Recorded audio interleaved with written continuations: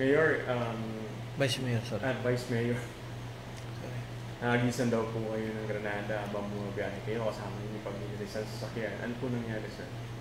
Kanina po, mga bandang tanghali, mga alas 12 ng tanghali, ako po'y may sesyon papuntang munisipyo. Nagulat na lang po ako kasama ang aking pamilya. Pagliko ko doon sa papuntang ng munisipyo, nung nag-minor kami, mayroong naghagis sa amin ng granada, riding in tandem. Matapos po kami hagisan, ang aking bodyguard ay sinabing habulin namin. Ang hinabol po namin, pagkaraan ng mga kalahating kilometro sa tapat ng Pablo's Restaurant, ay muli na naman kami hinagisan ng panibagong granada. Pagkatapos po nun, mabilis at dire-diretso na po silang nawala papuntang gawing San Ildefonso.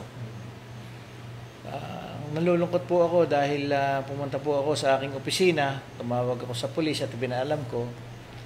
Umabot po ang alas 7 ng gabi, alas 12 po ng tanghali na mangyari. Wala man lang pong pulis na pumunta sa akin o nagtanong o nag-imbestiga patungkol doon sa pangyayari. Pero ang pagkakaalam ko po kasi ang bayan ng San Miguel ay binubuo ng 80 mahigit na pulis.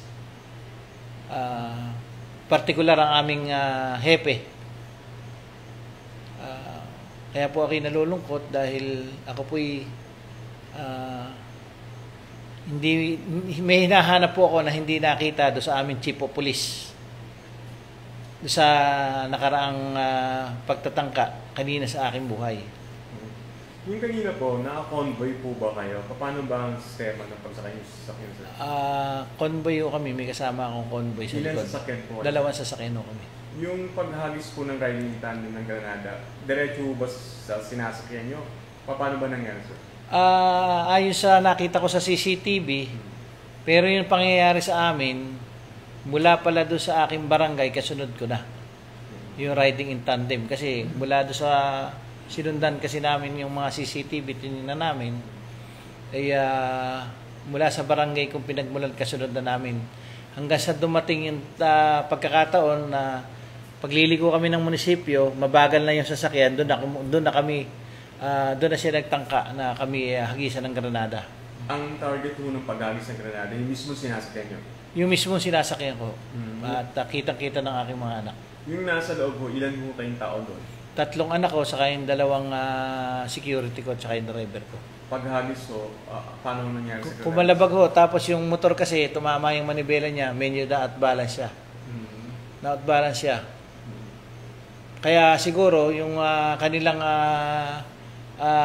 gustong gawin sa amin, medyo naalanganin sila. Kaya nung hinabol uli namin sila, binalibag uli kami ng panibagong granada. Same na riding in tandem po ba? Yung pa rin ho. Dahil nakita namin sa CCTV. Kitang-kita ho namin. So kung pumutok po yun, possibly, sino ang madadamage kagad? Yung sasakyan nyo o yung convoy nyo? Ang pagkakaalam ko, ayon sa investigasyon, yun lang. Yung granadang dala nila ay ididikit lang. Pagdikit sa sasakyan, sabay puputok. Parang yun ang ayon sa pagkakaalam ko. So, ang mangyayari sana, didikit yung motor, kakabit yung granada. Kakabit yung granada. Ganun ho ang nakita namin doon sa klase ng granada na bumagsak. Dahil may magnet siya. Vice Mayor, bakit po may tangka sa buhay mo? Hindi ko po alam eh.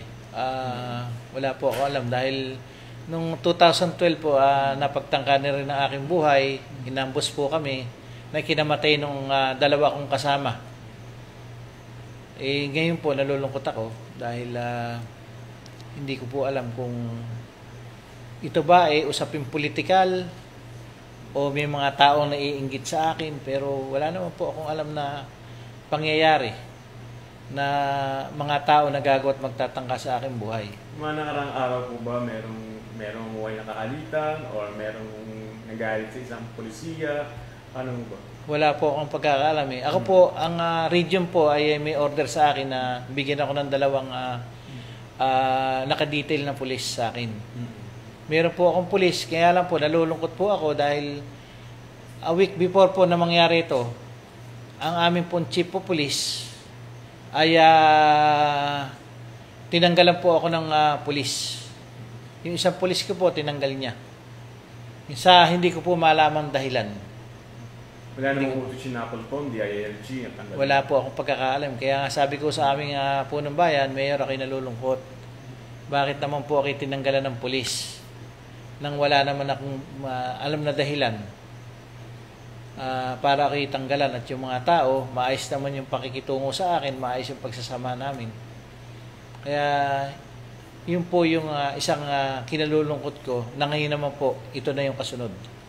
Tapos, Vice, yung initial report ng police parang gawa-gawa lang, hindi umuugma doon sa nangyari. Bakit kailangan?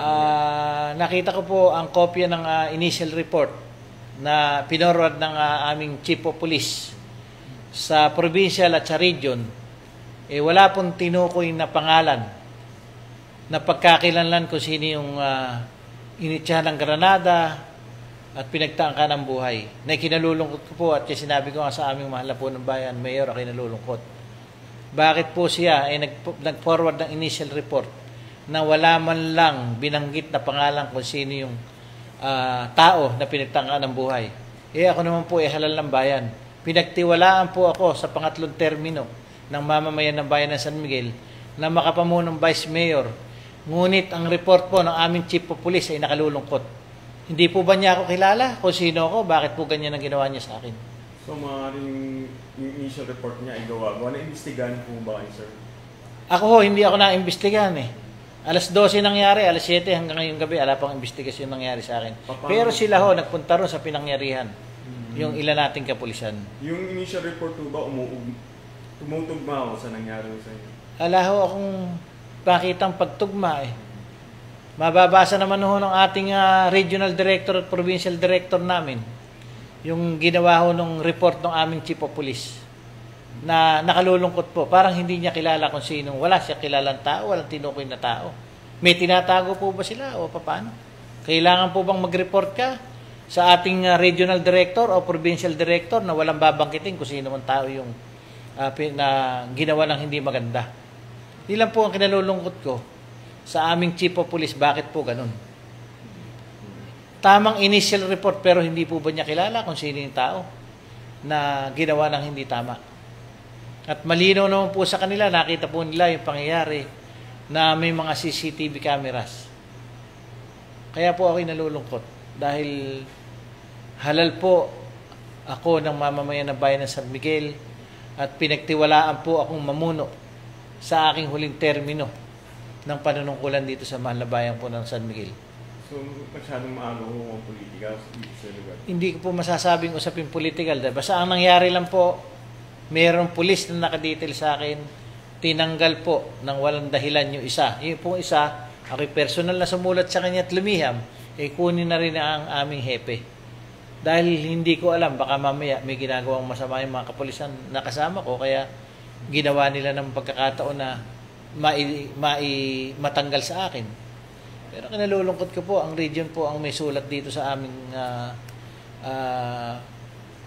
provincial, papunta sa aming pamahalang bayan na ako ay mabigyan ng pulis na nakadetail sa akin dahil may mga nangyari nga po sa akin noong panahon na 2012. Pinagtangkan yung aking buhay na ikinamatay nung aking mga kasama at mga pulis din po yung nagtrabaho sa amin ngayon, mga at-large. Yung isa po hanggang ngayon nakakulong pa rin sa provincial. Kaya ang region po siguro nakita nila na may history ako na bilang isang politician na napagtangka na yung buhay. Kaya binigyan po ako ng pulis. Kaya nalulungkot nga ako, okay. Bakit po kaya ako tinanggalan ng pulis ng aming hepe? Palagay niyo, sir, coincidence na tinanggalan kayo ng pulis, na riding in tandem po kayo, tapos mali yung report na ginawa sa inyo. Palagay niyo magkakakonect kayong tatlo? Wala po akong alam na magiging batayan sa ganun. Kasi hindi ko po pwedeng masagot na ganun. Pero palaisipan po. para sa isang tulad ko, yung nangyari kanina sa akin. Malalim na palaisipan po yan. Anong panawagan niyo, Sir, kay PNP Chief Marvili regarding po dito? Hinihiling ko po sa aming sa ating Chief PNP na sana magkaroon po ng panibagong investigasyon sa aming sa bayan ng San Miguel patungkol po do sa nangyaring pagtatangka sa aking buhay. Thank you very much, sir.